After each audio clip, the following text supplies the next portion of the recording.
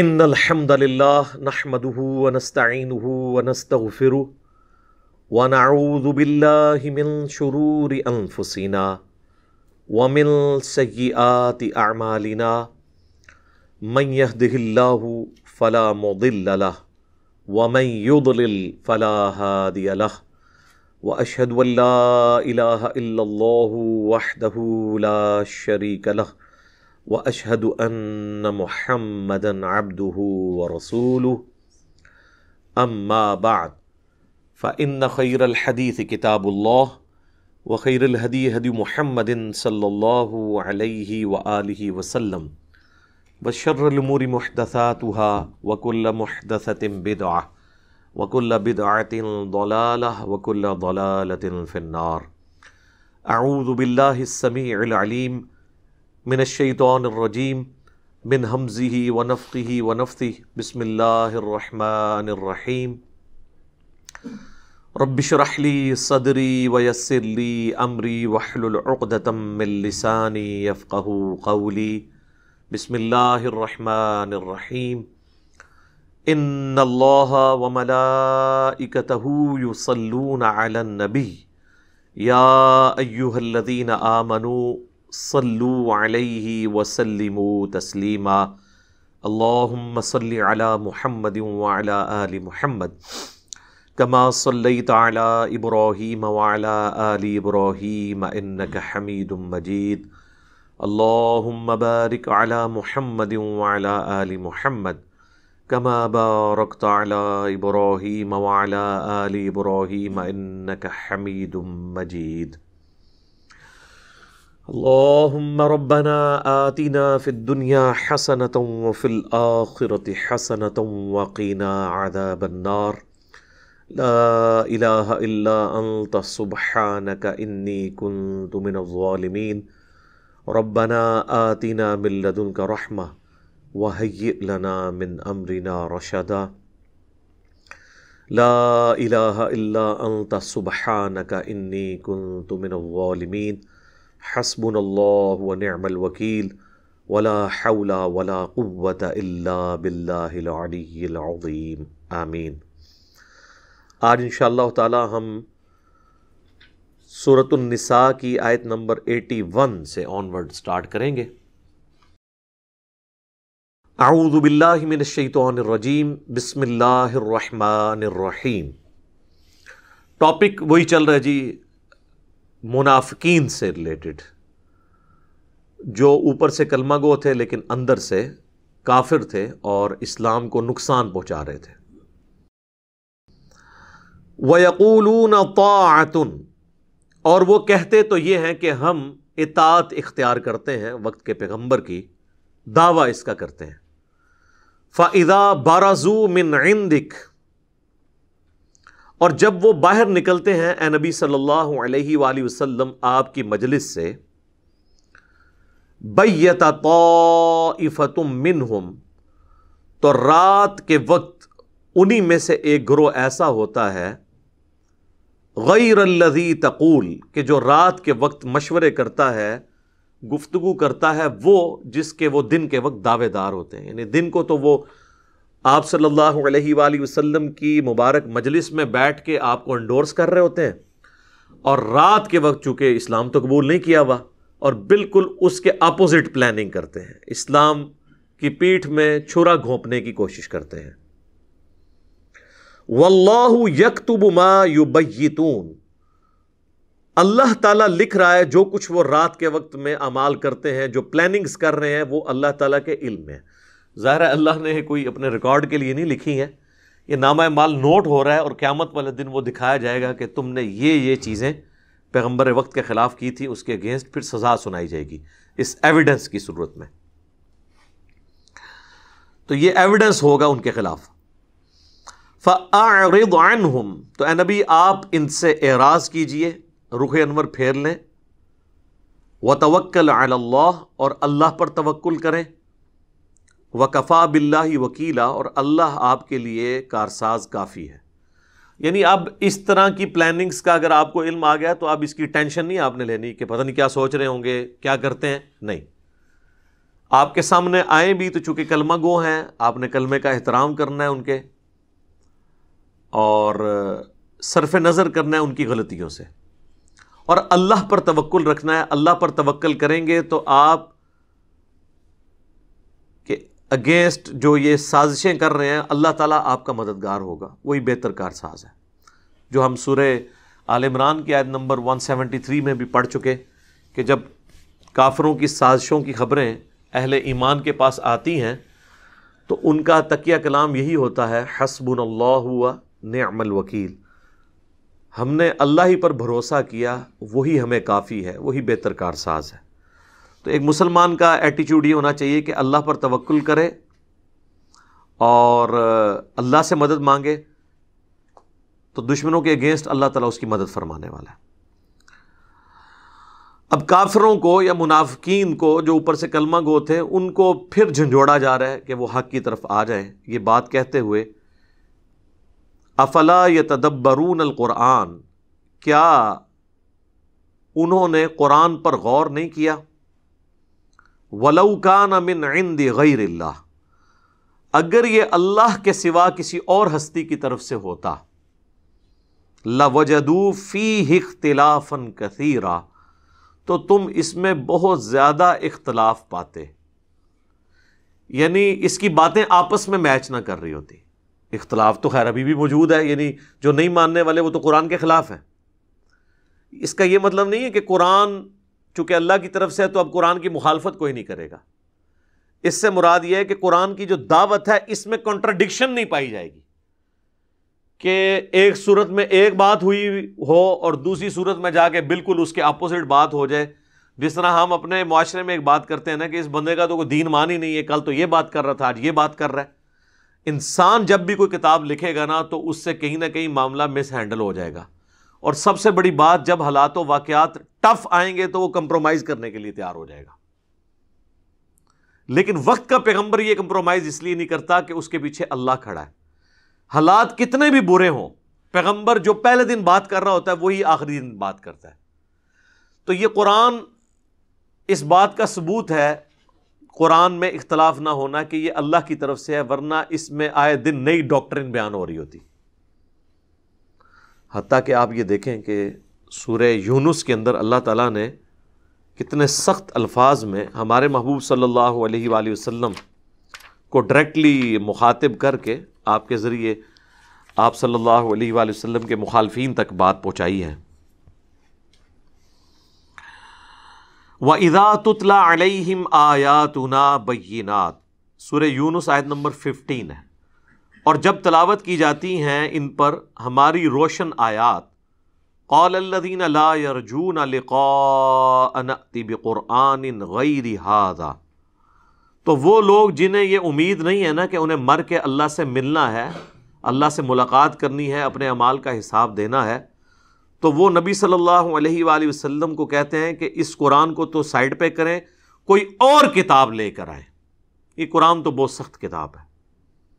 او بدل ہو، یا اس قرآن کو تبدیل کر دیں، کچھ کمپرومائز کر لیتے ہیں، کچھ ہماری باتیں مان لیں، کچھ آپ کی ہم مان لیتے ہیں۔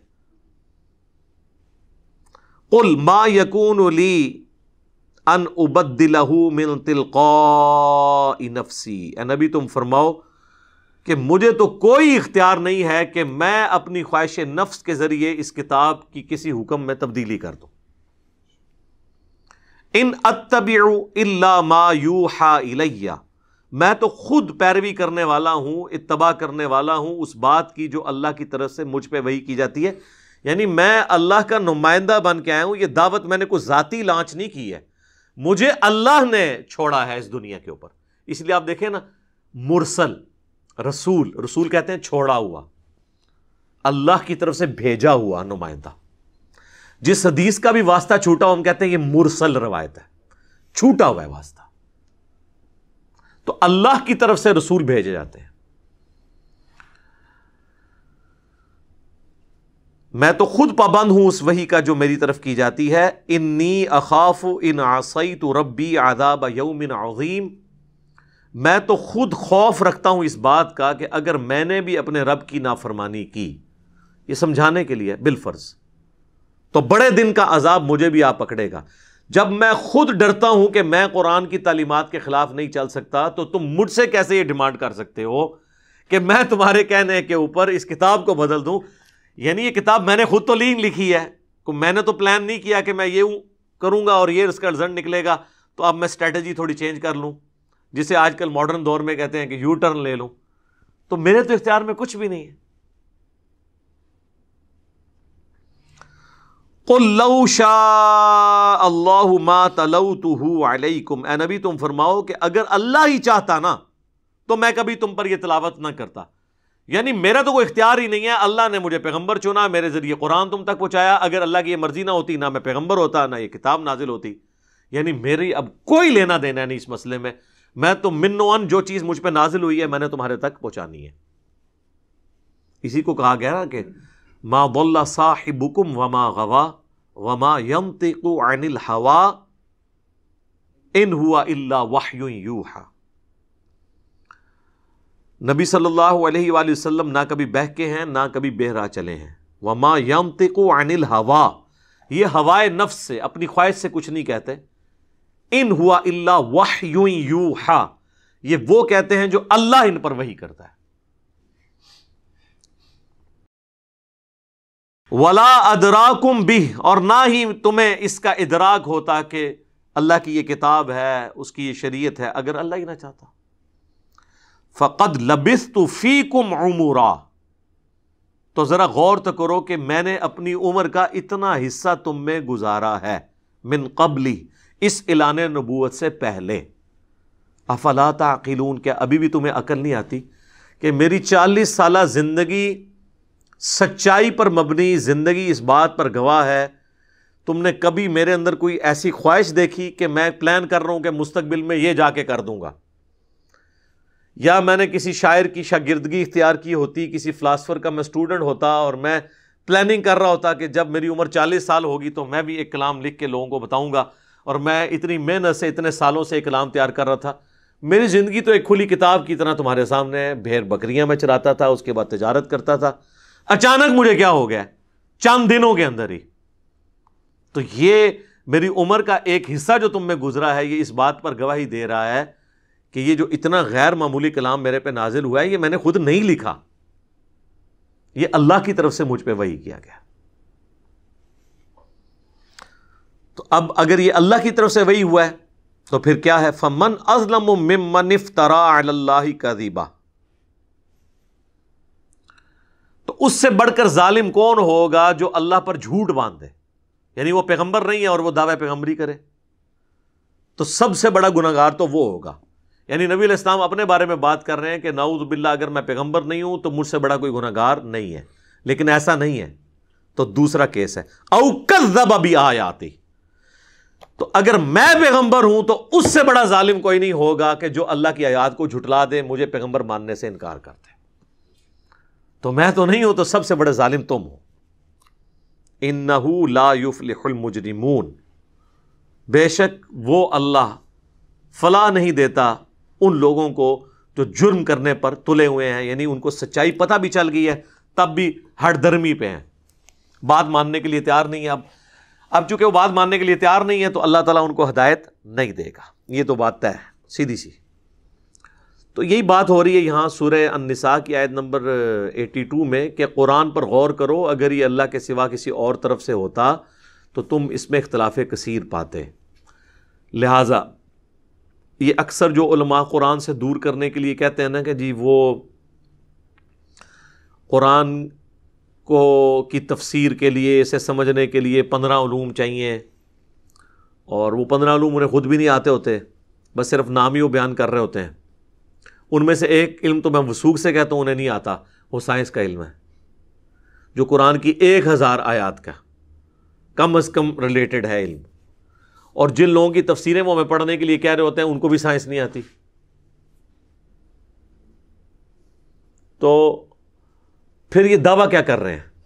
قرآن کتاب نصیحت ہے، اور نصیحت ایک عام آدمی کو بھی سمجھ آئے گی، ایک پڑھے لکھے کو بھی سمجھ آئے گی، یہ ہدایت ہے انسانیت کے لیے۔ باقی اس کی تفصیلات میں آپ جتنا مرضی جائیں، یعنی اگر اللہ تعالیٰ کہتا ہے کہ زمین و آسمان پر غور و تفکر کرو کہ ہم نے انہیں پیدا کیا،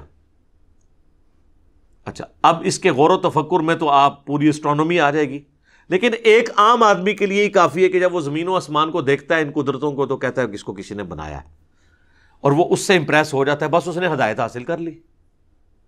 اور ایک بندہ پوری زندگی اسٹرانومی کی فیلڈ میں رہتا ہے لیکن خدا کا تعارف اس سے نہیں ہوتا، تو اس کا وہ علم بھی اسے کوئی نفع مند نہیں ہے۔ ایک بندہ پوری زندگی نماز میں ایاک نعبد و ایاک نستعین پڑھتا رہتا ہے، لیکن نماز ختم ہوتے ہی دعا کرنا شروع کرتا ہے، تو کبھی کسی بابے کو پکارتا ہے، کبھی کسی بزرگ کو پکارتا ہے، تو وہ ایاک نعبد و ایاک نستعین کی تفسیر سے اس نے کچھ بھی حاصل نہیں کیا۔ یہ ہو نہیں سکتا کہ قرآن کے پہلے صفحے پر اللہ کہہ رہا ہے کہ دعا صرف مجھ سے مانگنی ہے۔ اب اگر یہ اللہ کے سوا اور کسی ہستی کی طرف سے ہوتا تو ہو سکتا ہے آگے جا کے کوئی غلطی ہوتی، کوئی بابا بھی آ جاتا بیچ میں۔ قرآن میں آلموسٹ 40+ دعائیں ہیں جو انبیاء کی، اللہ کے نیک بندوں کی رپورٹ ہوئی ہیں، وہ سب کی سب دعائیں ربنا کے ساتھ ہیں، اللہم کے ساتھ ہیں، کوئی بابا نہیں ہے اس میں، کوئی بزرگ نہیں ہے۔ یعنی پہلے صفحے پہ اگر یہ بات ہوئی ہے نا کہ اللہ سے دعا مانگنی ہے، پورا قرآن اس کے اوپر شاہد ہے کہ اللہ سے ہی مانگنی ہے۔ اور پھر بھی کسی کو یقین نہ آئے تو سورہ نمل کی آیت نمبر 62 تو بالکل کھول کے فلسفہ بیان کرتی ہے، اَمَّن یُجِیبُ الْمُضْطَرَّ اِذَا دَعَاهُ، بھلا بتاؤ تو کون ہے جو اضطراب میں گھرے ہوئی فریاد کرنے والے شخص کی فریاد کو سنتا ہے، وَيَكْشِفُ السُّوءَ، اور اس سے اس کی تکلیف دور کر دیتا ہے، وَيَجْعَلُكُمْ خُلَفَاءَ الْأَرْضِ، اور تمہیں خلیفہ کرتا ہے اگلوں کا اس زمین پر، یعنی تمہارے ماں باپ کے مرنے کے بعد تم، تمہارے مرنے کے بعد ان کی اولاد، ان کے مرنے کے بعد ان کی اولاد، یوں قیامت تک ایک اللہ ہی زندہ ہے، باقی سب مرتے جا رہے ہیں، اور اللہ اپنی زمین کا وارث نسل در نسل لوگوں کو کرتا جا رہا ہے۔ یہ اللہ نے اپنی شناخت کی ہے کہ ہے کوئی بابا اس طرح کا جسے موت نہ آئے اور وہ وارث کرتا چلا جائے۔ تو ساتھ پھر اللہ نے کہا اِلَٰهٌ مَّعَ اللَّهِ، کیا اللہ کے ساتھ اور الہ بھی ہے جو یہ کام کر سکے کہ فریاد رس کی تکلیف کو دور کر سکے؟ قلیلا ما تذکرون، بہت کم ہی تم نصیحت حاصل کرتے ہو۔ تو قرآن میں جو پہلے صفحے پہ بات ہوئی ہے آخری صفحے تک یہی بات چل رہی ہے، قرآن میں اختلاف نہیں ہے۔ تو یہ کہنا کہ قرآن کی آیات بظاہر ٹکراتی ہیں، وہ آپ کو ٹکراتی ہوئی نظر آ رہی ہوتی ہیں، اہل علم اور جو پڑھتے ہیں ان کے ہاں کوئی بھی چیز ٹکرا نہیں رہی ہوتی۔ وہ تو دنیا میں کہیں بھی آپ دو سٹیٹمنٹس لیں بظاہر آپ کو ٹکراتی نظر آئیں گی، لیکن جب دونوں کو بیک وقت دیکھیں گے تو اسے انگریزی میں کہا جاتا ہے آپٹیمل سولوشن، تو آپ کو نکل آئے گا۔ مثلاً اگر میں کہتا ہوں کہ ڈاک خانے میں صبح 9 سے لے کے 5 بجے تک بل جمع ہوتے ہیں اور آپ 1 مئی کو پہنچ گئے ہیں، تو 1 مئی والے دن جو ہے وہ چھٹی کا بھی دن نہیں ہے، سنڈے والا دن بھی نہیں ہے جو عام چھٹی ہوتی ہے، اور وہاں پہ ڈاک خانہ بند ہے، تو آپ یہ کہیں گے کہ جی میری سٹیٹمنٹ غلط نکلی ہے؟ نہیں، میری سٹیٹمنٹ تھی ادر دین سنڈے اور کوئی بھی گزٹڈ چھٹی کے۔ تو یہ دونوں باتیں بے وقت اپنی جگہ درست ہیں۔ بعض اوقات ایک بات کا ذکر کیا جاتا ہے ایک جگہ پہ، بعض اوقات دوسری جگہ کے اوپر، دونوں کو جمع کر کے بات ایک ہی نکلتی ہے۔ اس کی ایک واضح مثال آپ دیکھیں، جو میری ایک ویڈیو بھی اس کے اوپر ریکارڈ ہوئی، کیا یہودی اور عیسائی بھی جنت میں جائیں گے؟ وہ سورۃ البقرہ کی آیت نمبر 62 ہے، جو سورۃ الانعام میں بھی آئی، ایک دوسری فارم میں سورہ الحج کے اندر بھی آئی، کہ جو بھی یہودی ہیں، عیسائی ہیں یا سابی ہیں، ستارہ پرست نہیں، سابی ایک دین ابراہیمی کی بگڑی ہوئی شکل تھی، چاہے مسلمان ہیں، جو کوئی بھی اللہ اور یوم آخرت پر ایمان لے آئے تو قیامت والے دن نہ اسے خوف ہوگا نہ غم۔ تو اس آیت کو لوگوں نے مس یوز کیا کہ جی اس سے تو پتہ چلا ایمان بالرسالت ضروری نہیں ہے، کیونکہ یہاں تو آیا ہے کہ یہودی عیسائی بھی ہو اگر اللہ اور آخرت کو مان لے تو قیامت والے دن کامیاب ہو جائے گا، اور وہ یہ لے کے پھر آیت جو ہے نا وہ عجیب و غریب قسم کا پروپیگنڈا کرتے ہیں۔ تو ہم ان کو بتاتے ہیں کہ میرے بھائی یہ بات بالکل اپنی جگہ درست ہے، لیکن قرآن کو پوری ڈاکٹرن میں، فلسفے میں سمجھنا ہے۔ یہ بات جہاں سے آپ سورہ بقرہ کی آیت نمبر 62 کوٹ کر رہے ہیں، یہ بات جہاں سے تمہیدن سٹارٹ ہوئی تھی، وہ سٹارٹ ہی اس سے ہوئی تھی کہ اے یہودیو، سب سے پہلے تم کافر نہ بنو اس کتاب کے، تمہاری کتابوں میں تو پیغمبر آخر الزمان کی پروفیسیز موجود تھیں صلی اللہ علیہ وآلہ وسلم، قرآن کا ذکر تھا، سب سے پہلے تم ہی کافر بن گئے۔ ایمان بالرسالت سے تو بات شروع ہوئی ہے 5ویں رکوع سے، اور اس کے آگے جا کر اللہ اور یوم آخرت کی بات آئی ہے۔ ایمان بالرسالت کا پہلے ذکر ہو چکا ہے، اور پھر سورہ نساء کے اندر تو جا کے چھٹے پارے کے سٹارٹ کے اندر ہی آیت نمبر 150 151 اور 152 میں تو اللہ تعالیٰ نے فرمایا کہ جو کسی ایک رسول کا بھی انکار کر دے، یا اللہ کو مانے اور کسی رسول کو نہ مانے، یا رسولوں کو مانے اور اس میں سے کسی ایک رسول کو نہ مانے باقی رسولوں کو مان لے، وہ سب کافر ہے۔ تو اب کافر والی جتنی آیات قرآن میں ہیں ان پہ لگ جائیں گی، چاہے وہ یہودی ہوں، عیسائی ہوں یا مسلمان بھی ہوں۔ کوئی مسلمان بھی کافر ہو سکتا ہے جو کہ میں حضرت عیسیٰ کو نہیں مانتا، تو وہ کافر ہو جائے گا، چاہے نبی الاسلام کو مانتا بھی ہو، آخری پیغمبر بھی مانتا ہو۔ تو لہٰذا جب قرآن کہتا ہے کہ یہود و نصارہ بھی امن میں ہوں گے قیامت والے دن، اس سے مراد وہ یہود و نصارہ ہیں جو اپنے اپنے دور میں اپنے اپنے وقت کے پیغمبر پر ایمان لائے، لیکن جب نبی الاسلام آ گئے تو اس وقت کے یہود و نصارہ مراد نہیں ہے، اس لیے کہ دوسری جگہ آ گیا کہ جو ایک پیغمبر کا بھی انکار کرے گا وہ کافر ہو جائے گا۔ تو اب ان دونوں باتوں کا جب جوڑیں گے تو اختلاف تو ہے ہی نہیں ہے۔ اختلاف تو تب ہو جب ایک بات بالکل اور طرف ہو اور دوسری 180 ڈگری، یعنی دوسری جگہ یہ بھی آ جائے کہ چاہے کوئی ایک پیغمبر کا انکار کر لے تب بھی وہ جنت میں جائے گا۔ جب تک یہ سٹیٹمنٹ آپ نہیں قرآن سے دکھائیں گے تب تک آپ یہ کہہ نہیں سکتے کہ آیات ٹکرا رہی ہیں۔ اس طرح قرآن اور حدیث بھی نہیں ٹکرا رہا ہوتا، واقعہ کیا اٹھاتے ہیں اور کہتے نہیں قرآن سے ٹکرا رہا ہے۔ بھئی قرآن سے تب ٹکرا رہا ہوگا جب قرآن میں وہ واقعہ بیان ہو اور بالکل اس کے اپوزٹ بات ہو رہی ہو، پھر تو آپ کہیں گے ہاں جی بالکل یہ ٹکرا رہا ہے۔ تو اس طریقے سے چیزیں نہیں ٹکراتی ہیں، وہ آپ کو نظر آ رہی ہوتی ہیں لیکن وہ دونوں چیزیں بے وقت اپنی جگہ پر درست ہوتی ہیں۔ یا کبھی ٹائم پیریڈ کے لیے اللہ کی طرف سے کوئی ناسخ و منسوخ کا حکم بھی آ سکتا ہے، اس کے اوپر میری الگ سے ایک ویڈیو ریکارڈ ہے۔ قرآن میں بعض اوقات اللہ تعالیٰ نے کوئی حکم نازل کیا وقتی طور پر، پھر بعد میں اللہ تعالیٰ نے اس میں مزید کلیریفیکیشن کر کے اس میں آسانی دے دی۔ مثلا پہلے حکم تھا کہ جس کی موت کا وقت قریب آئی یا اسے خطرہ ہو کہ میں مرنے والا ہوں تو وہ اپنے ورثاء کے لیے وصیت لکھوا دے، سورہ بقرہ میں آیا۔ پھر سورہ النساء میں اللہ تعالیٰ نے خود ہی بتا دیا کہ مرنے کے بعد اس طرح وراثت تقسیم ہوگی ایک مردے کی، وہ پوری ڈیٹیل ہے، الگ سے اس پہ میری ویڈیو بھی ریکارڈ ہے، وراثت کی تقسیم کیلکولیشن کا کیا طریقہ ہے۔ آپ کوئی کہ یہاں پہ تو اللہ کہہ رہا ہے وصیت کرو اور وہاں پہ اللہ تعالیٰ کہہ رہا ہے کہ جی ماں کو 1/6 ملے گا، باپ کو 1/6 ملے گا، بیوی کو 1/8 ملے گا، اور یہاں اللہ تعالیٰ کہہ رہا ہے وصیت لکھ دو، تو ہم یہ کہیں گے کہ وصیت لکھنے والی بات بھی اپنی جگہ درست ہے۔ اس کے بعد اللہ تعالیٰ نے امت کی آسانی کے لیے خود حصہ مقرر بھی کر دیا۔ جب تک اس کی امپلیمنٹیشن تھی وہ درست تھی، جب یہ آ گئی تو یہ درست ہے۔ یہ آپس میں ٹکرا کیسے رہی ہیں؟ ٹکراتی تب جب سورہ بقرہ میں یہ نازل ہوتا کہ اپنے ماں باپ رشتہ داروں کے لیے وصیت لکھ لو، اب قیامت تک اللہ تمہیں نہیں بتائے گا، کوئی اللہ کی طرف سے آگے نیکسٹ آیت نازل نہیں ہوگی جس میں تمہیں یہ بتایا جائے کہ تم نے کتنا حصہ مرنے کے بعد تقسیم کرنا ہے، اور پھر آیت نازل ہو جاتی، پھر ہم کہتے ہیں دیکھو جی پہلے تو دعویٰ کیا تھا کہ جی نہیں بتائے گا، آپ بتا دیا۔ اس طرح سورہ النساء میں اللہ تعالیٰ نے فرمایا کہ جو زنا کرے عورت اس کو گھر میں قید کر دو، قید سے مراد یہ نہیں کسی کمرے میں بند کر لو، یعنی گھر سے نہ نکلے یہاں تک کہ اسے موت آ لے، یا اللہ پھر کوئی مستقبل میں تمہارے لیے راہ نکال دے گا۔ اور وہ ہوا، پھر اللہ تعالیٰ نے سورہ نور کی شکل میں زانی کی سزا نازل کر دی، تو ہم کہتے ہیں وہ حکم منسوخ ہو گیا اور نیا حکم آ گیا۔ تو یہ پاسبل ہے۔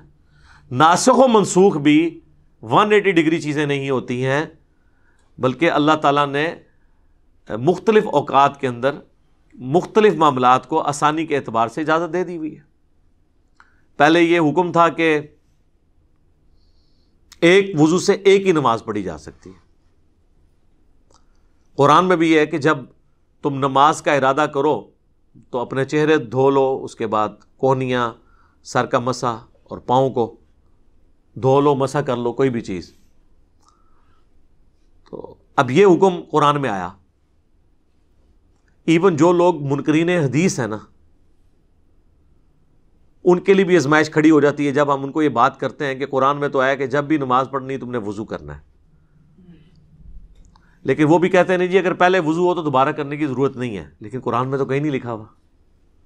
قرآن میں تو ہے جب بھی نماز کے لیے کھڑے ہونا ہے وضو کرنا ہے، اور قرآن میں یہ بھی نہیں لکھا ہوا کہ اگر پہلے سے ہو تو دوبارہ کرنے کی ضرورت نہیں ہے، یہ تو کہیں نہیں لکھا ہوا۔ لیکن یہ بھی نہیں لکھا ہوا کہ اگر پہلے سے ہے تو پھر بھی دوبارہ کرنا ہے، قرآن خاموش ہے. سنت ہمیں بتاتی ہے, صحیح مسلم میں حدیث ہے, نبی علیہ السلام نے غزوہ تبوک کے موقع پر, فتح مکہ کے موقع پر ایک وضو سے ظہر کے وقت وضو کیا اور آپ نے عصر مغرب عشاء چاروں نمازیں جو ہیں وہ ایک ہی وضو سے پڑھی. اور صحابہ اکرام کہتے ہیں کہ ہم نے اس سے یہ سیکھ لیا کہ اب اللہ نے ہمیں اجازت دے دی ہے کہ ہر نماز کے لیے نیا وضو کرنے کی ضرورت نہیں ہے, اگر پہلے سے با وضو ہے کوئی تو اسی وضو کو کنٹینیو کریں.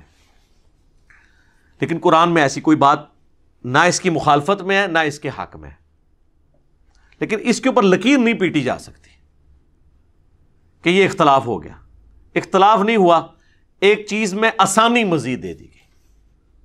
اختلاف تو تب ہوتا کہ حکم یہ آتا کہ بغیر وضو کے بھی نماز پڑھ لو, اور بعد میں آتا اور اس میں ساتھ یہ لکھا ہوتا کہ آئندہ کبھی بھی وضو کا حکم نازل نہیں ہوگا, اور پھر وضو کا حکم نازل ہو جاتا, پھر 180 ڈگری ہوتا. لیکن ایسا نہیں ہے. خالی اتنا بھی ہوتا نا کہ بغیر وضو کے بھی نماز پڑھ لو, اور بعد میں اللہ کہتا نہیں وضو کر لو, پھر بھی ہم اسے ٹکراتا ہوا نہ مانتے ہیں. ہم کہتے ہیں اس وقت تک اجازت تھی, اب نہیں ہے. ٹکرانا تب ہے کہ پہلے یہ حکم آتا کہ بغیر وضو کے نماز پڑھو, اور اب قیامت تک کے لیے حکم ہے, اس میں کوئی تبدیلی نہیں ہوگی, اور پھر ایک آیت نازل ہوتی کہ نہیں وہ حکم منسوخ ہو گیا, تو پھر اللہ تعالیٰ کی بات اپنی وائلیٹ ہو جاتی کہ جی قیامت تک تبدیلی نہیں ہونی تھی تو اب کیوں ہو گئی ہے. تو پہلے کوئی ایسی بات نہیں. تو یہ ناسخ و منسوخ کے اوپر الگ سے میری ایک ویڈیو ریکارڈ موجود ہے, وہ آپ دیکھ سکتے ہیں. قرآن میں ناسخ و منسوخ کا مسئلہ, اور سورۃ البقرہ میں ایک آیت بھی اس حوالے سے اللہ تعالیٰ نے نازل فرمائی ہے, وہ بھی اس میں کراس ریفرنس کے طور پہ میں بیان کر دیتا ہوں تاکہ آپ کو کلیئر ہو جائے. آیت نمبر 106 ہے سورۃ البقرہ کی. ما ننسخ من آیت او ننسیہا, ہم کوئی آیت بھی منسوخ نہیں کرتے اور نہ آپ کو بھلاتے ہیں. نأتی بخیر منہا او مثلہا, مگر یہ کہ ہم اس سے بہتر آیت لے آئیں گے یا اس کے برابر. اور ریزن بتا دی, الم تعلم ان اللہ علی کل شیء قدیر, کیا تم نہیں جانتے کہ بے شک اللہ تعالیٰ ہر چیز پر قدرت رکھتا ہے. یعنی یہ اللہ کی قدرت ہے, وہ چاہے تو احکامات وقتی طور پر کچھ اور کرے اور پھر بعد میں اس میں آسانی دے دے, یا مزید اس میں سختی کر دے. یہ بھی پاسبل ہے کہ سختی ہو جائے, اور یہ بھی پاسبل ہے کہ معاملات میں آسانی ہو جائے. سختی ہوگی نا, پہلے نکاح متع کی اجازت تھی, ایک آسانی تھی, بعد میں اللہ نے وہ آسانی چھین لی, اور اب کہا کہ نکاح متع جو ہے وہ بین ہو گیا, اب جس نے کرنا ہے وہ پرماننٹ نکاح کرے گا. تو یہ آسانی اللہ نے پھر اٹھا لی قیامت تک کے لیے. وہ مسلم شریف میں حدیث ہے اب قیامت تک کے لیے اب یہ حرام ہو چکا ہے. اس پہ بھی الگ سے میری ویڈیو آپ دیکھ سکتے ہیں. تو میں نے اس پہ کافی سیر اصل گفتگو کر دی ہے کہ قرآن اگر اللہ کے سوا کسی اور ہستی کی طرف سے ہوتا تو تم اس میں اختلاف کثیر پاتے. اس کا مطلب کیا ہے کہ اس کی ڈاکٹرن بدلتی ہے. پہلے دن کوئی اور ہدف ہوتا اور بعد میں کوئی اور ہدف بن جاتا.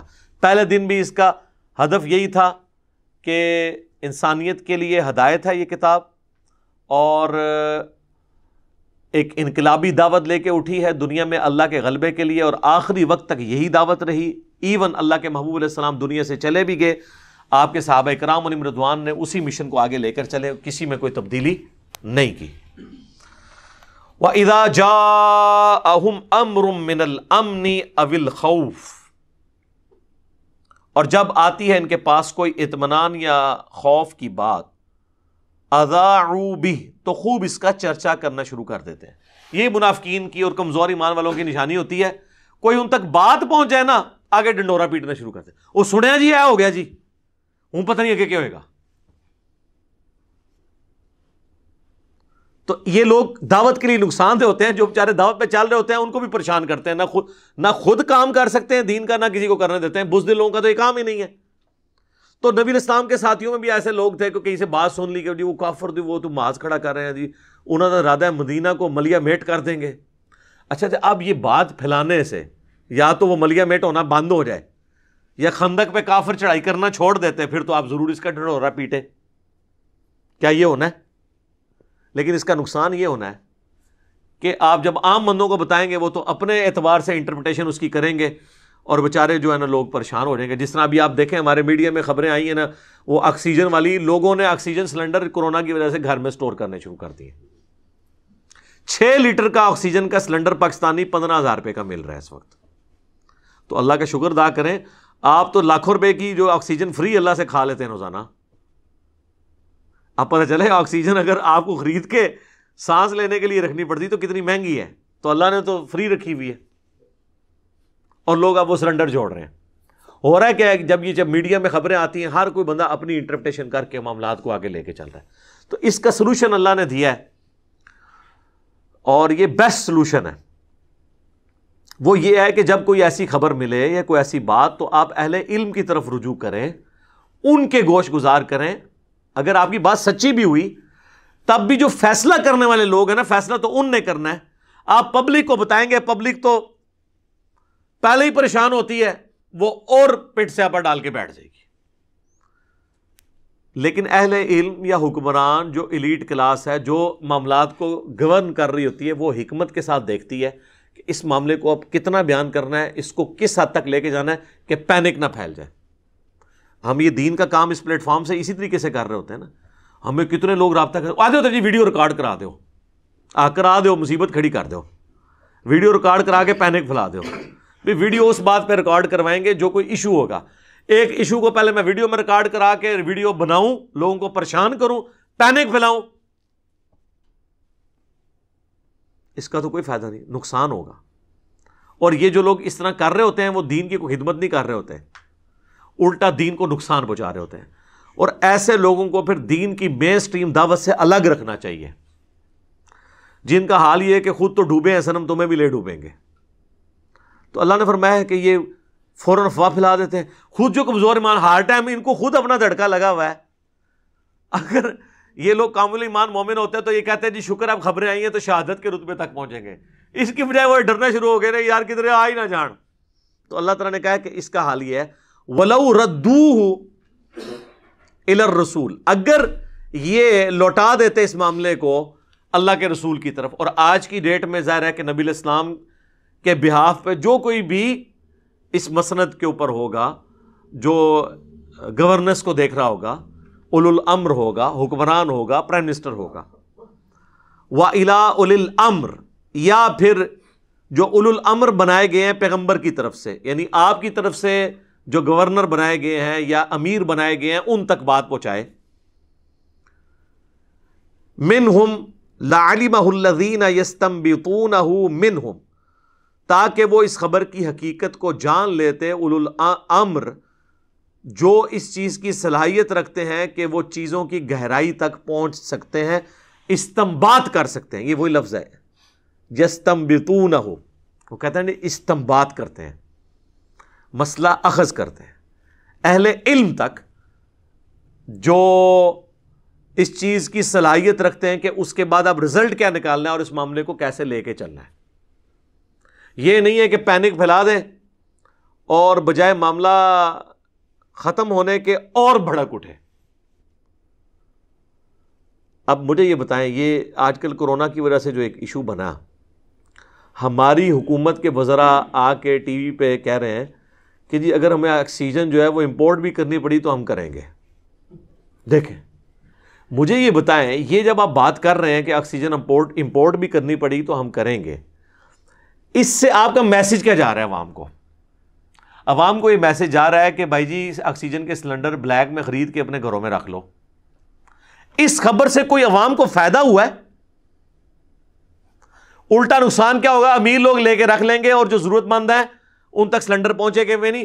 ہاں ان کو فائدہ ہو جائے گا کہ وہ امپورٹ کریں گے اور کاپا لگائیں گے، اس میں سے اپنا بھی کمیشن رکھیں گے۔ یہ آپ عوام کو تب بتائیں جب عوام آپ سے یہ پوچھ رہی ہو کہ جی جناب اتنا ہو جائے گا تو پھر آپ کیا کریں گے، ہمیں تو آپ پہ امید نہیں ہے۔ یا عوام کو بتانے سے عوام مور لگائے گی تو آپ کو باہر سے وہ دیں گے کہ آپ نے ہر پاکستانی کے سائن لینے ہیں۔ الٹا پینک کریٹ کر رہے ہیں۔ اور ان سے پوچھیں کہ اللہ کے بندو یہ باہر سے منگوانے کی ضرورت کیا ہے؟ پاکستان میں تھوڑی آکسیجن موجود ہے کہ یہ بھی آپ نے باہر سے منگوانی ہے؟ اور پھر آپ ویسے ہی کہتے رہیں گے ہم نمبر 1 ہیں، ہم تو پاکستانی، ہم تو جیتیں گے، اور آکسیجن نہیں بنا سکتے۔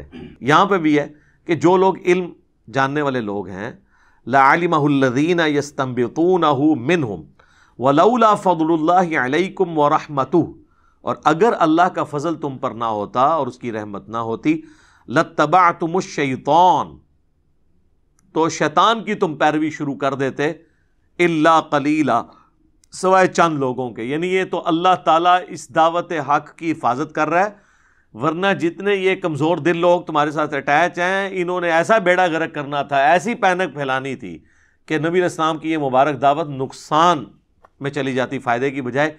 اللہ تعالیٰ کی طرف سے غیبی پردہ ہے کہ وہ معاملات سیٹل ہوتے چلے جاتے ہیں. یہ حقیقت بات ہے، ورنہ دلیر لوگ تو بہت کم ہے. اس میں بھی دیکھ لیں اللہ تعالیٰ ہمارا کہ زیادہ تر لوگ جو ہے نا اس کا شکار ہو جاتے ہیں. اہل ایمان میں سے بھی کیوں شکار ہو جاتے ہیں؟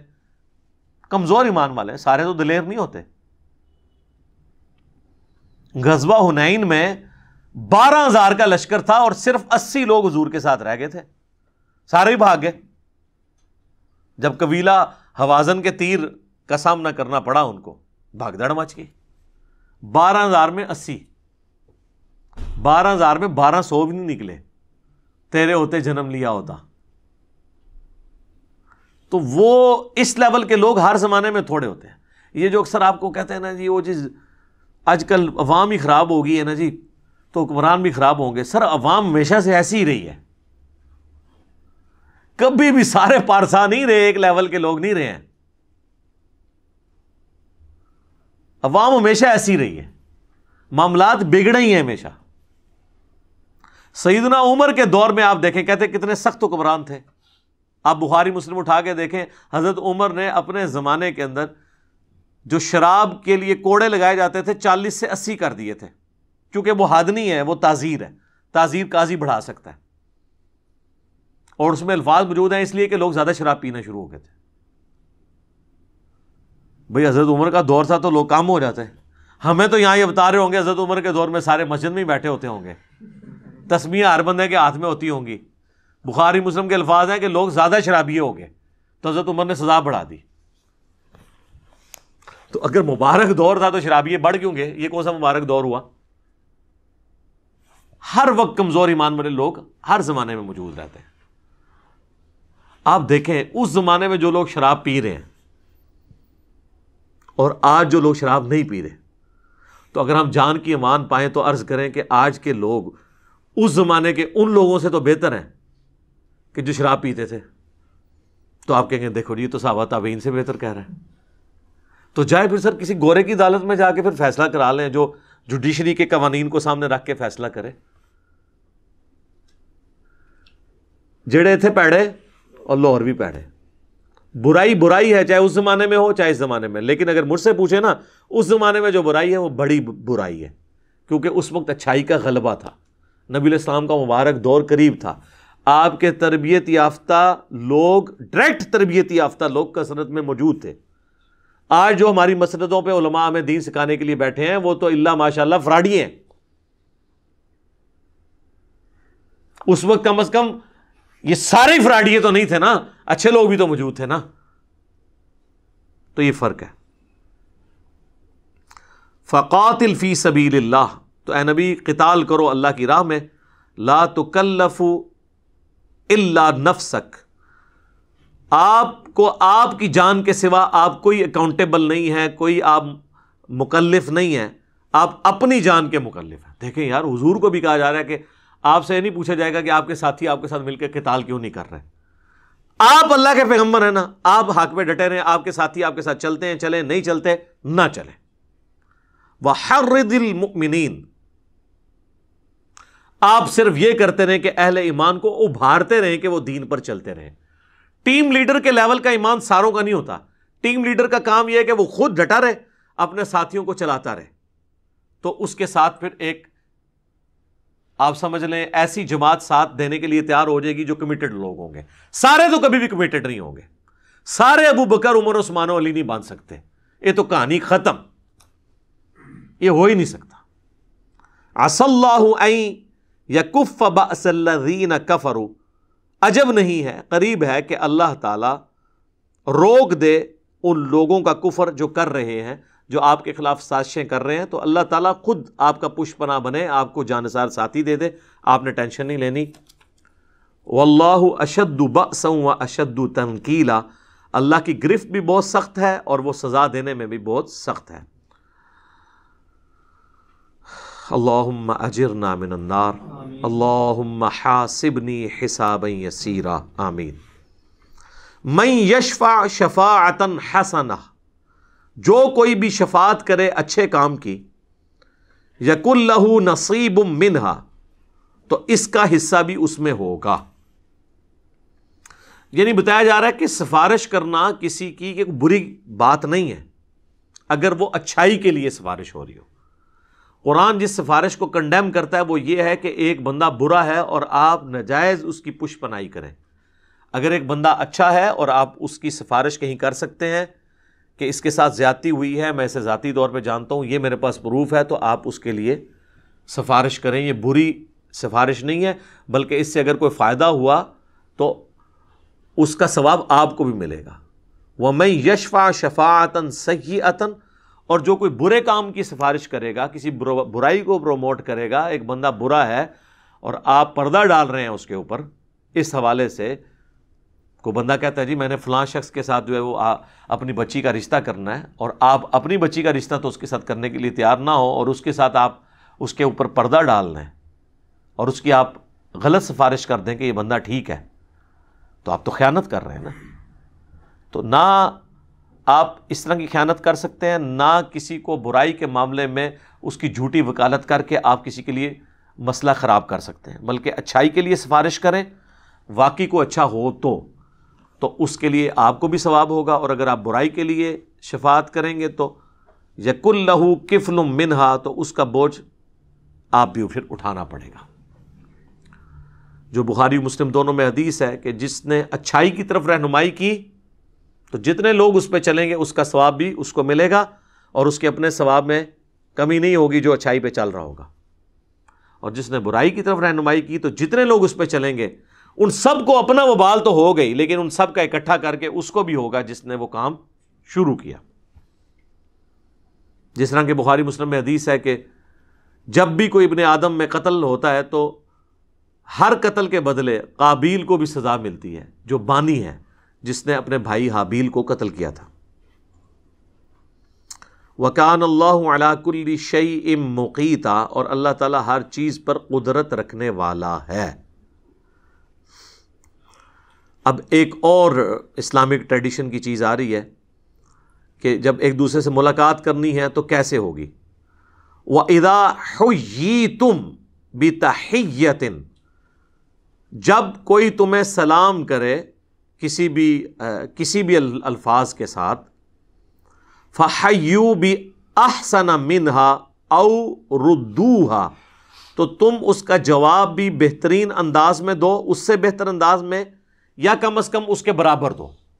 یعنی اگر آپ کو کوئی کہتا ہے السلام علیکم تو کم از کم جواب آپ کا ہوگا وعلیکم السلام، لیکن بہتر ہے کہ آپ کہیں وعلیکم السلام ورحمۃ اللہ۔ بخاری مسلم دونوں میں حدیث ہے جب حضرت آدم علیہ السلام کو اللہ نے پیدا کیا تو فرمایا کہ فرشتوں کو سلام کرو، اور جو وہ جواب دیں گے وہی جواب پھر تمہاری اولاد میں ٹرانسفر ہوگا۔ تو حضرت آدم علیہ السلام نے فرشتوں سے کہا السلام علیکم، تو انہوں نے جواب میں کہا وعلیکم السلام ورحمۃ اللہ، ایک لفظ ایڈ کر دیا۔ ورحمۃ اللہ کے ساتھ کوئی کرتا ہے آپ ورحمۃ اللہ وبرکاتہ کہہ سکتے ہیں، ابو داؤد میں حدیث ہے، آپ ایک اور لفظ ایڈ کر سکتے ہیں بل بہتر الفاظ کے ساتھ۔ ان اللہ کان علی کل شیء حسیبا، بے شک اللہ تعالیٰ ہر چیز کا حساب لینے والا ہے۔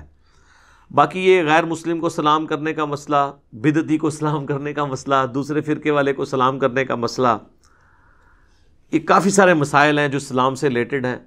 اس کے اوپر الگ سے میری ویڈیو ریکارڈ ہے، آپ سلام کے صحیح احکام و مسائل لکھیں تو ایک ڈیٹیل ویڈیو آلموسٹ 1 گھنٹے کی کھل جائے گی، جس میں نے یہ ساری باتیں کی۔ آج میں اس کو سکپ کر رہا ہوں، اور اگر آپ کو زیادہ شوق ہے تو آپ مشکات المصابی کی 3ری جلد کے اندر سٹارٹ ہی میں آپ کو سلام سے متعلق جتنی احادیث ہیں نا وہ کمبائنڈ فارم میں مل جائیں گی، آپ وہ بھی پڑھ سکتے ہیں، انشاءاللہ آپ کے لیے معاملات آسان ہو جائیں گے۔ اللہ لا الہ الا ہو، اللہ ہی ہے وہ کہ جس کے سوا کوئی معبود نہیں ہے۔ لَيَجْمَعَنَّكُمْ إِلَى يَوْمِ الْقِيَامَةِ لَا رَيْبَ فِيهِ، وہ ضرور تمہیں جمع کر دے گا قیامت کے دن جس کے بارے میں کوئی شک نہیں ہے۔ یہی سب سے بڑی تلوار ہے کہ مرنے کے بعد اس نے زندہ کر کے پوچھنا ہے کہ بھائی زندگی کیسے گزاری۔ وَمَنْ أَصْدَقُ مِنَ اللَّهِ حَدِيثًا، اور اللہ سے بڑھ کر اپنی بات میں کون سچا ہو سکتا ہے؟ اللہ تعالیٰ ہمارا ہم یہ بات کر رہے ہیں، ہم سے بڑھ کر کوئی سچا نہیں ہے کہ اہل ایمان کا بدلہ جنت ہے اور منافقین کا، فاسقین کا ٹھکانہ جہنم ہے، اور اللہ نے اپنا یہ وعدہ پورا کرنا ہے۔ اللہم انا نسألک جنت الفردوس مع النبیین والصدیقین والشہداء والصالحین، آمین۔ فما لکم فی المنافقین فئتین، تمہیں کیا ہوا ہے کہ تم منافقین کے معاملے میں دو گروہ بن چکے ہو؟ واللہ ارکسہم بما کسبوا، جبکہ اللہ تعالیٰ نے اوندھا کر دیا ہے انہیں ان کے کرتوتوں کے سبب۔ یعنی اللہ تعالیٰ اہل ایمان میں جو کمزور ایمان والے لوگ ہیں ان کو یہاں پہ مخاطب ہو کے کہہ رہا ہے کہ تم منافقین کے بارے میں کیوں نرم گوشہ رکھتے ہو، جبکہ ان کے اعمال کے سبب اللہ نے ان کو گمراہ کر دیا ہوا ہے منافقین کو۔ یہ ہمیشہ ایسے لوگ ہوتے ہیں ہر معاشرے کے اندر، ہر دعوت کے اندر، جو درمیان کا راستہ اختیار کرتے ہیں۔ ان کو کہا جاتا ہے یہ سافٹ لائنر ہے، ہارڈ لائنر نہیں ہے۔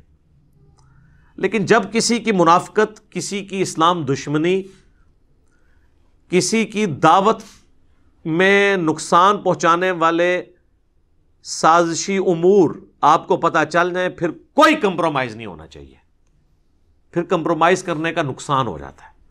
تو اللہ تعالیٰ اہل ایمان کو بھی کہہ رہے ہیں کہ بھی تم کیوں دو رائے بن رہے ہو، جب تمہیں پتہ چل گیا یہ اسلام کے خلاف سازشیں ہو رہی ہیں، لہٰذا اب اس چیز کو تو آپ اپنے دماغ سے نکال دو کہ ان کے ساتھ کوئی کمپرومائز ہوگا، جب تک کہ یہ حق کی دعوت کو قبول نہیں کرتے۔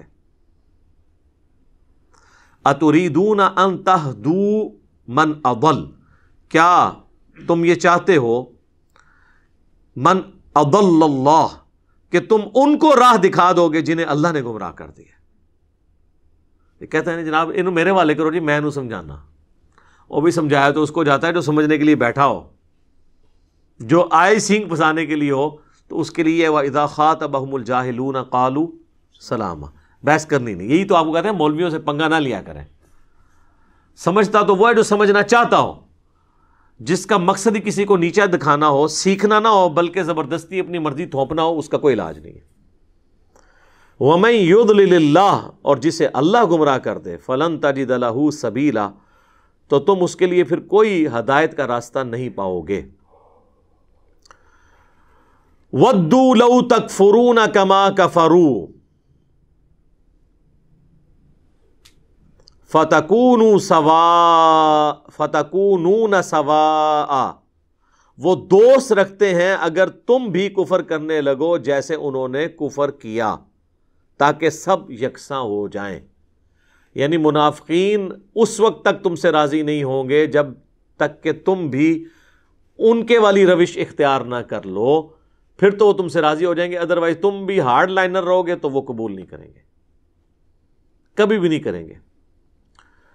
وہ اس لیے قبول کر لیں گے کہ وہ پھر نمایاں نہیں ہوں گے نا، جب سارے ہی بزدلی کی باتیں کریں گے تو جو بزدل طبقہ ہے وہ تو خوش ہوگا، اور جو بزدلی کی طرف لوگوں کو بلا رہے ہوں گے وہ ان کے ساتھ دوستی گانٹ لیں گے۔ لیکن جو کہیں گے نہیں جی ہم نے بزدلی نہیں دکھانی، ہماری جان جاتی ہے تو جائے، ہم نے سچائی کے لیے کھڑا ہونا ہے، تو مجھے پتہ ہے منافقین ان کے ساتھ کیوں کھڑے ہوں گے، ان کی تو ایمان کا، وہ اپنے دنیا کا خطرہ اس کے ساتھ جڑا ہوا ہے۔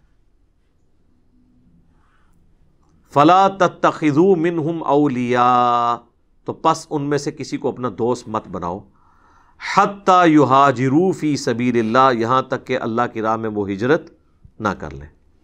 ہجرت فرض ہو گئی تھی اس وقت، کیونکہ مدینہ شریف میں سب کو اکٹھا کر کے ایک دعوت لانچ ہونی تھی، اس کے لیے ضروری تھا کہ جو سکیٹرڈ مین پاور ہے وہ بھی ایک جگہ جمع ہو جائے۔ جب ایک جگہ مین پاور ہوگی تو دعوت کا کام کرنا آسان ہوگا۔ تو یہ لٹمس ٹیسٹ تھا منافقین کے لیے کہ وہ ہجرت کرتے ہیں یا نہیں۔ ہجرت تو وہی کر کے مدینہ آئے گا نا سب کچھ چھوڑ کے، جو واقعی دین کے ساتھ مخلص ہوگا، اور جس کو اپنے مفادات عزیز ہوں گے تو وہ کبھی بھی اپنا جائیداد مال سب کچھ کافروں کے حوالے کر کے وہاں تو نہیں آئے گا۔ تو ہجرت پھر اللہ نے اس وقت فرض کر دی تھی، اور یہ بھی حکم آگے چل کے آئے گا جو ہجرت نہیں کرے گا وہ واجب القتل ہے، وہ کافر ہے، مرتد ہے۔ یہ آج کی ہجرت کی بات نہیں ہو رہی ہے، اس ہجرت کی جو انیشلی لانچ کی گئی تھی اسلام کی دعوت کو بلند کرنے کے لیے۔ تو منافقین کے اوپر یہ بھی بھاری تھی۔ منافقین کے اوپر تین چیزیں بہت بھاری تھی۔ نمبر 1، نبی علیہ السلام کی شخصی اطاعت، آپ کو ایز اے انسان سامنے دیکھتے ہوئے ان کے پیچھے چلنا. وہ کہتے تھے ان کو ہم پہ کیا برتری حاصل ہے سوائے اس کے کہ ان پہ وہی نازل ہوتی ہے. یہ ان کے لیے تکلیف دہ چیز تھی. دوسری چیز ان کے لیے تکلیف دہ یہ تھی ہجرت والا معاملہ، کیونکہ ہجرت تو وہی کرے گا جو قربانی دے سکتا ہے. اور تیسری چیز اللہ کی راہ میں جہاد اور قتال، وہ بھی وہی کرے گا جو قربانی دے سکتا ہے. جس کو جان اپنی عزیز ہے وہ تو کافروں سے بھی پینگیں بڑھائے گا اور مسلمانوں کے ساتھ بھی بنا کے رکھے گا، تاکہ جب وہاں پہ پڑنا بھاری ہو تو اس طرف چلا جائے اور جب یہاں پہ پڑنا بھاری ہو تو اس طرف آ جائے. فَإِن تَوَلَّوْا، اگر یہ منہ پھیر لیں ہجرت کرنے سے، فَخُذُوهُمْ، تو پکڑ لو انہیں، وَاقْتُلُوهُمْ حَيْثُ وَجَدتُّمُوهُمْ، اور انہیں قتل کر دو جہاں کہیں بھی تمہیں نظر آئیں. یہ مرتد ہو چکے کیونکہ اب یہ ایسٹ کی بجائے لائبلٹی بن چکے ہیں، دین کے لیے لائبلٹی بن گئے. وَلَا تَتَّخِذُوا مِنْهُمْ وَلِيًّا وَلَا نَصِيرًا، اور نہ بناؤ ان میں سے اپنا دوست کسی کو اور نہ کوئی اپنا مددگار. نہ ان کو آپ نے اپنے قریب کرنا ہے، جگری یاری کسی کے ساتھ نہیں لگانی، یہ اسلام کی پیٹھ میں چھرے ہی کھونپیں گے. ہاں اس میں ایک ایکسیپشن دی گئی، اِلَّا الَّذِينَ يَصِلُونَ إِلَىٰ قَوْمٍ بَيْنَكُمْ وَبَيْنَهُمْ مِيثَاقٌ، البتہ اگر کوئی ایسی قوم سے وہ تعلق رکھتا ہے جس قوم کا اور تمہارے درمیان معاہدہ ہوا ہے قبائلی سسٹم میں، پھر تم نے، وہ چاہے مسلمان بھی ہے اور مرتد ہو گیا، اسے قتل نہیں کرنا. کیوں؟ وہ پھر پورا قبیلہ آپ سے لڑانے کے لیے آ جائے گا اور ایک نیا محاذ کھل جائے گا. ہے وہ مرتد ہے لیکن ابھی موقع نہیں کہ اسے آپ قتل کریں، اس کو ڈھیل دی جائے. تو سر یہ آیات بھی اس بات کا ثبوت ہیں کہ دنیا میں پولیٹیکلی آپ کو ایگزسٹنس اپنی رکھنے کے لیے، سٹیبلٹی رکھنے کے لیے بعض اوقات بعض معاملات میں کمپرومائز کرنا پڑتا ہے. جب یہ ہم کہتے ہیں نا اپنے علماء کو کہ یار ہم پہ FATF کی تلوار لٹک رہی ہے، خدا کے لیے کو ہوش کے ناخن لو، ابھی اس معاملے کو اس طریقے سے نہ لے کے چلو. اور اب دیکھیں اب وہ GSP سٹیٹس بھی پاکستان کا ختم کرنے کے لیے قرارداد انہوں نے منظور کر لی ہے. یعنی وہ مسئلہ جو تھا اپنی جگہ رہا، ہمارے لیے نئی مصیبتیں کھڑی ہو گئی. اب جہاں پہ اللہ کی طرف سے وحی میں حکم نازل ہو رہا ہے کہ جو رسول اللہ کے ساتھ غداری کر رہے ہیں یہ سب واجب القتل ہیں، تب بھی اللہ کہہ رہا ہے کہ ہاں اگر وہ کسی ایسی قوم سے تعلق رکھتا ہے جس سے تمہارا معاہدہ ہے پھر نہیں قتل کرنا. تو سر اقوام متحدہ کی وجہ سے ہم تو ہر معاہدے میں بندھے ہوئے ہیں اس دنیا میں، ان معاہدوں کے تحت ہی ہم نے چلنا ہے.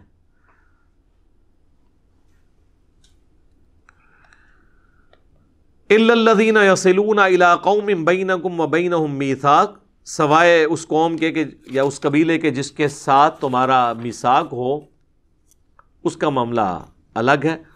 أَوْ جَاءُوكُمْ حَصِرَتْ صُدُورُهُمْ، یا وہ آئے ہوں تمہارے پاس اس حال میں کہ تنگ ہو چکے ہیں ان کے سینے، أَن يُقَاتِلُوكُمْ أَوْ يُقَاتِلُوا قَوْمَهُمْ، اس بات سے کہ وہ تم سے قتال کریں یا اپنی قوم سے. یعنی ایسے بھی کمزور ایمان والے لوگ، ان کو بھی تم نے قتل نہیں کرنا کہ جو ہجرت تو نہیں کر رہے لیکن وہ کہتے ہیں کہ نہ جی ہم آپ کے خلاف لڑیں گے وعدہ، اور نہ آپ کے ساتھ مل کے ہم اپنی قوم کے خلاف لڑ سکتے ہیں. اس کی یعنی نمائندہ مثال ہمارے حکمران ہیں، جو نہ ہماری رعایا کی بات مان سکتے ہیں، نہ ان کی بات ٹال سکتے ہیں، نہ کافروں کی بات مان سکتے ہیں، نہ ان کی ٹال سکتے ہیں. تو اللہ تعالیٰ فرمایا اگر ایسے بھی کوئی لوگ ہیں نا، ان سے بھی صرف نظر کرو. وَلَوْ شَاءَ اللَّهُ لَسَلَّطَهُمْ عَلَيْكُمْ،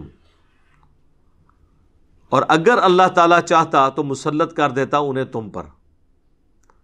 فَلَقَاتِلُوكُمْ، تو وہ ضرور تم سے، فَلَقَاتَلُوكُمْ، وہ ضرور تم سے لڑتے.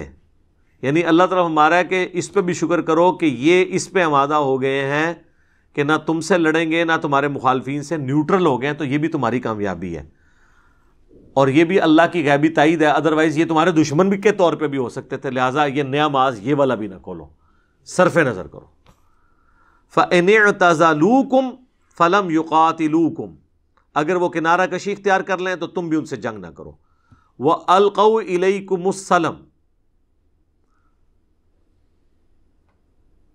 پس وہ کنارہ کریں تم سے اور نہ جنگ کریں تمہارے ساتھ اور بھیجیں تمہاری طرف صلح کا پیغام.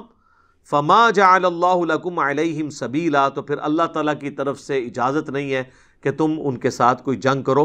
یعنی اگر کوئی قبیلہ یہ کہتا ہے کہ نہ تو ہم آپ کے ساتھ لڑیں گے نہ آپ کے مخالفین کا ساتھ دیں گے، ہم اسلام بھی قبول نہیں کریں گے لیکن آپ کی مخالفت نہیں کریں گے، تو ان کے ساتھ بھی آپ نے کوئی جنگ نہیں کرنا. سَتَجِدُونَ آخَرِينَ يُرِيدُونَ أَن يَأْمَنُوكُمْ، تم پاؤ گے چند اور لوگ جو چاہتے ہیں کہ امن میں رہیں. وَيَأْمَنُوا قَوْمَهُمْ، اور امن میں رہیں اپنی قوم سے. كُلَّمَا رُدُّوا إِلَى الْفِتْنَةِ، لیکن جب کبھی فتنہ آتا ہے اُرْكِسُوا فِيهَا، وہ اس میں منہ کے بل گر پڑتے ہیں. یعنی ایسے نیوٹرل لوگ بھی ہوں گے جو دعویٰ تو یہ کرتے ہیں کہ نہ ہم آپ کا ساتھ دیں گے نہ آپ کے مخالفین کا، لیکن ہوتا ہے کہ جب بھی مخالفین آپ کے خلاف سازش کرتے ہیں وہ اس سازش کا حصہ بن جاتے ہیں، تو یعنی وہ اپنے عہد کو توڑ دیتے ہیں. تو ایسے لوگوں کے ساتھ پھر کوئی رعایت نہیں ہوگی، ان کو آپ نہیں چھوڑیں گے. فَإِن لَّمْ يَعْتَزِلُوكُمْ، سو اس میں سے اگر نہ کنارہ کریں وہ تم سے. وَيُلْقُوا إِلَيْكُمُ السَّلَمَ، یا نہ بھیجیں تمہاری طرف صلح کا پیغام. وَيَكُفُّوا أَيْدِيَهُمْ، اور نہ وہ اپنے ہاتھوں کو روکیں تمہاری دشمنی سے. فَخُذُوهُمْ، تو ایسوں کو پھر تم پکڑ لو. وَاقْتُلُوهُمْ، اور انہیں قتل کرو. حَيْثُ ثَقِفْتُمُوهُمْ، جہاں کہیں بھی تم انہیں پاؤ.